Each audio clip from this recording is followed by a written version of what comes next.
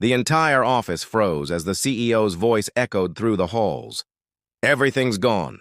The whole system just crashed. Years of work vanished in seconds and panic spread like wildfire. Experts scrambled, programmers failed, and the company's future hung by a thread. Everyone watched as the once confident CEO buried his face in defeat. No one imagined that salvation would come from the most unexpected place, the janitor's quarters. Because sometimes, brilliance wears humble shoes.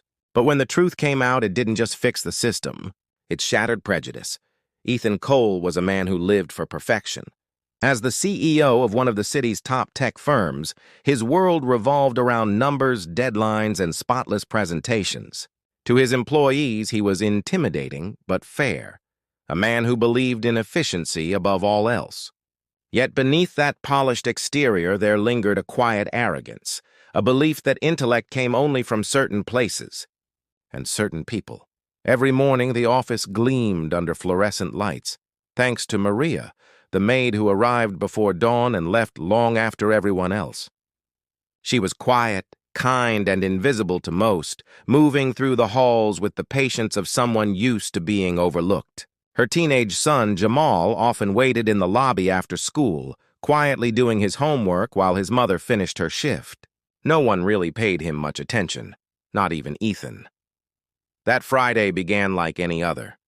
The company was preparing for a high-profile investor presentation, a moment that could decide the future of Ethan's career.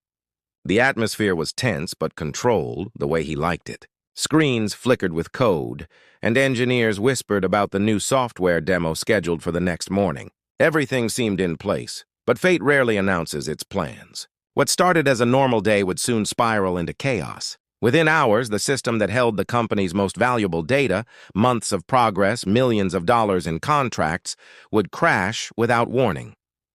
And when every expert failed to bring it back, the CEO who prided himself on control would find himself depending on the one person he never noticed. The son of his maid. The crash hit the system like lightning striking glass, sudden, shattering, and irreversible. Within minutes, every screen in the office went dark. Files disappeared, projects froze, and the company's servers locked everyone out. Panic spread through the team like smoke in a sealed room. Ethan barked orders demanding updates, explanations, anything that would give him back control. Engineers scrambled, their keyboards clattering like rain. But no matter what they tried, the same message blinked on the screen. Critical system error. Hours passed, tension thickening with every failed attempt. Investors began calling, employees whispered, and Ethan's confident tone cracked into desperation. By late afternoon, the once orderly office had descended into chaos. People huddled in corners, arguing, blaming, and waiting for the impossible fix. And through it all, Maria moved quietly, wiping tables and picking up coffee cups, watching the storm unfold from the shadows. She knew her place in that building, unseen, unheard, and unimportant. But her son Jamal couldn't help but watch, curiosity burning in his eyes. He had always been fascinated by computers, spending hours at the public library learning coding on outdated machines. That day, as he waited for his mother, he overheard fragments of conversations. Data corrupted. Server failure. Millions at risk. Something in his mind clicked. He didn't know all the details, but he recognized the panic of people who had lost hope. Ethan, on the other hand, was unraveling. His company, his pride, was on the brink of collapse. He snapped at his staff, blamed his IT team, and when Maria accidentally knocked over a stack of papers near his desk, he exploded. His words were sharp, cutting, and laced with the kind of tone that reminded everyone of their place. Maria apologized softly, her eyes lowered. Jamal clenched his fists, the sting of humiliation piercing deeper than any insult. He wanted to speak up, but his mother's hand gently held him back, a silent plea not to make things worse. As the night deepened, most employees left defeated. The servers remained dead, and Ethan sat alone in his glass office, staring at the blinking error message. Maria approached quietly to finish cleaning.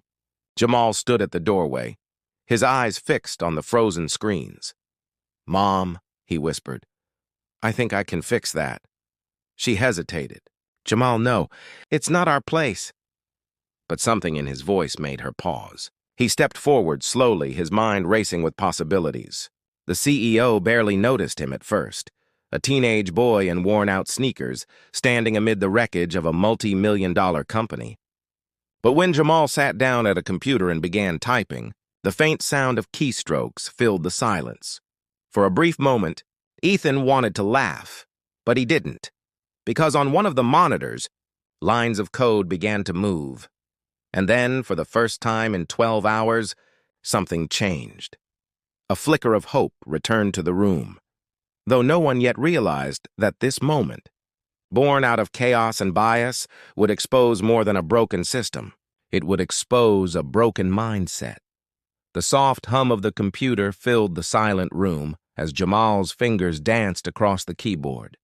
Lines of code flashed by faster than the CEO could follow. Ethan watched from a distance, torn between disbelief and impatience. What could this kid possibly know? He muttered under his breath. But then something on the screen caught his eye. The system logs, once locked, were suddenly responding. Jamal leaned closer, typing commands with confidence. Every keystroke carried the weight of years spent unnoticed, learning from borrowed library books, broken school computers, and determination no one saw coming. He wasn't just fixing a crash.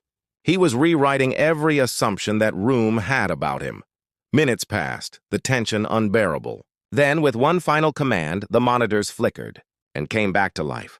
The system was running again, files restored. The company saved. A gasp filled the room as employees rushed back in, staring at the screens as though witnessing a miracle. But amid the astonishment came silence, the kind of silence that isn't admiration but discomfort. The CEO stood frozen, trying to reconcile what had just happened. Maria stood behind her son, her eyes glistening with quiet pride. Yet even in that moment of triumph, Ethan's words cut through like ice. "Who told you to touch my system?" he snapped, masking disbelief with authority. The room fell silent again. Jamal stepped back, his confidence wavering. For a heartbeat, it seemed as though his brilliance didn't matter. His color, his background. His mother's uniform had already written his story in their eyes. But then, one of the lead engineers spoke softly. "Sir," he just saved everything. The truth hung heavy in the air. Ethan looked around. Faces of employees, eyes filled with a mix of awe and shame. Slowly, realization dawned on him. The person he dismissed, the family he ignored, had just done what his entire team could not. The same boy he overlooked had become the company's savior. And for the first time in his career, the CEO didn't know what to say. For a long moment, no one moved. The monitors glowed across the room, silent proof of what had just happened.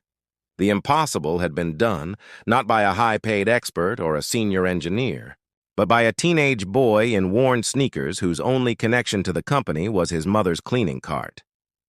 Ethan slowly approached Jamal, his expression unreadable.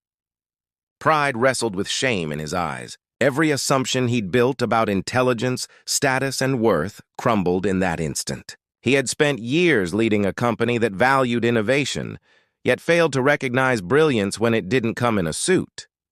He cleared his throat, the weight of the moment pressing down. "Thank you," he finally said, words simple but heavy. For Maria, it was the first time the CEO had ever looked her in the eyes. For Jamal, it was validation that hard work and talent could pierce even the thickest walls of bias. The story of that night spread through the company like wildfire. Engineers began seeking Jamal's advice, curious about how he'd done it. A week later, Ethan invited him to the boardroom, not to clean, but to learn. The boy who was once invisible now stood before people who finally saw him. But for Jamal, the greatest victory wasn't the praise or the recognition. It was seeing his mother smile. Not the quiet, polite smile she wore while working, but one of pride, the kind that said you've changed something bigger than yourself. Ethan learned something too. Not about code, but about humanity. That brilliance isn't defined by privilege. That respect doesn't come from titles. And that sometimes the greatest lessons don't come from the boardroom. They come from the people we never thought to listen to. because in a world still divided by perception, this story reminds us that greatness has no color and respect has no rank. So, the next time we look down on someone because of where they come from, maybe we should look again. After all, how many bright minds have we ignored?